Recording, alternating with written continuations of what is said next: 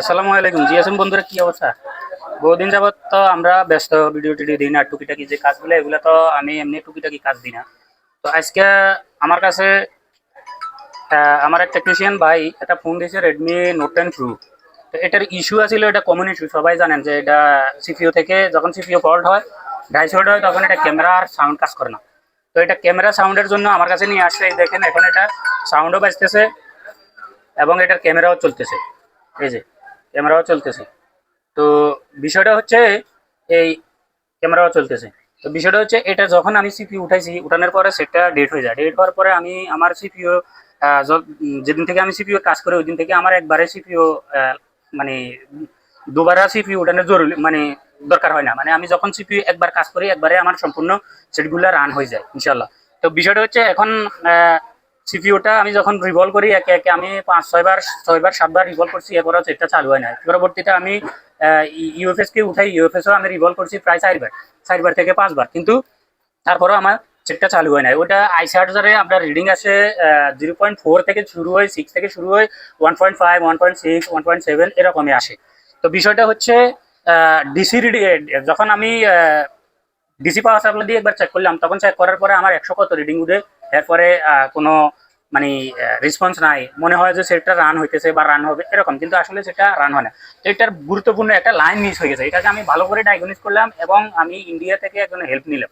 Help নেওয়ার পরে আমাকে একটু ক্লু দিছে, মানে সামান্য একটা আইডিয়া দিছে যে এই জায়গা থেকে পর হতে পারে। তো আমি দেখাইতেছি, একটু এদিকে আসেন, কম্পিউটার স্ক্রিনে আসেন। তো আমি দেখাইতেছি, দেখেন এই যে এখানে এদিকে আসেন, রিফাত ভাই এসে দিয়ে আসেন। এই দেখেন, এই যে এখানে একটা জুম করে জুম করে দেখাইতেছি, এই যে এখানে একটা লাইন দেখা যাইতেছে, এটা আমি খোঁচাইলাম, এটা খোঁচানোর পরে এরকম হয়েছে। কিন্তু এখানে কোনো কাটা দেখা যাইতেছে না, যে এই লাইনটা মিস হয়ে গেছে, এটা দেখা যাইতেছে না। তো এটা মূলত আবরণ ছিল, এটাকে খোঁচাইছি আমি।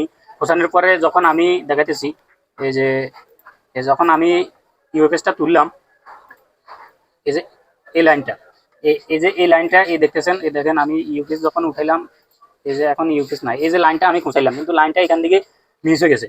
যখন আমি ইউপিএস এর প্রত্যেকটা ফ্যাট চেক করলাম, তো এখান থেকে একটা ফ্যাটের সাথে আমার সিপিইউর মানে কোনো জিআর আসে না। তো যখন আমি চেক করলাম, তো এই জিআর তো আসার কথা। তো এই জিআর যখন আসার কথা, তখন এখানে ভালো করে দেখলাম যে সিপিইউ উঠাইলাম, আমি উঠানোর পরে সিপিইউ উঠাই, এখান থেকে এখানে কানেক্টিভিটি চেক করলাম, দেখলাম যে কানেক্টিভিটি নাই। তো কানেক্টিভিটি না থাকার কারণে এবার এই জায়গায় হালকা আমি একটু জুম করে দেখলাম, এই জায়গাটা আমি জুম করে দেখলাম, দেখার ফলে দেখলাম যে এখানে এই লাইনটা মিস হয়ে আছে। এই লাইনটা মিস হওয়ার পরে আমার ফোনটা রান হচ্ছিল না। তো বিষয়টা হচ্ছে, দেখেন এখানে যখন আইসি লাগানো থাকে, তখন এই জায়গাটা বোঝা যায় না যে এখানে একটা লাইন মিসিং ছিল।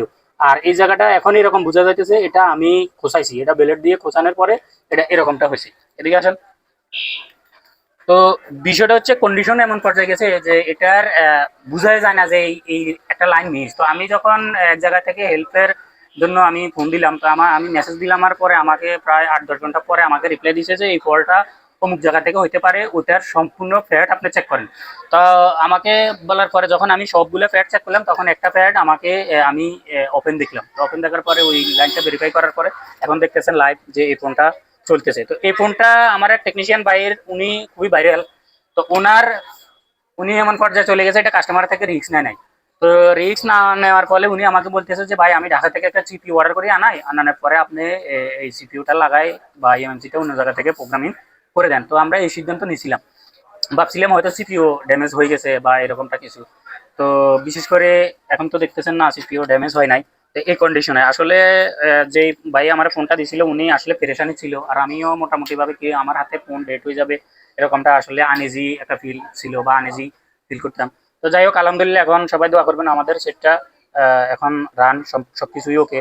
তো বিষয়টা হচ্ছে এরকম, যদি কোনো যে দরকারি বিষয় বলতে চাইতেছি, সেটা হচ্ছে যদি এরকম কখনো আপনাদের কাছে এরকম কোনো ফল্ট হয়ে যায় যে সিপিইউ উঠানোর পরে চালু হয় না বা এমএমসি উঠানোর পরে চালু হয় না, তখন আপনারা প্রত্যেকটা লাইন চেক করবেন, বা কোথাও টিন কাটার কারণে বা কোথাও সিপিইউ উঠানোর পরে ব্লেডে কোনো লাইন বা কোনো বল মিসিং হয়ে গেছে কিনা, এটার দিকে ধ্যান রাখবেন ইনশাল্লাহ। তো ঠিক আছে, ভালো থাকেন।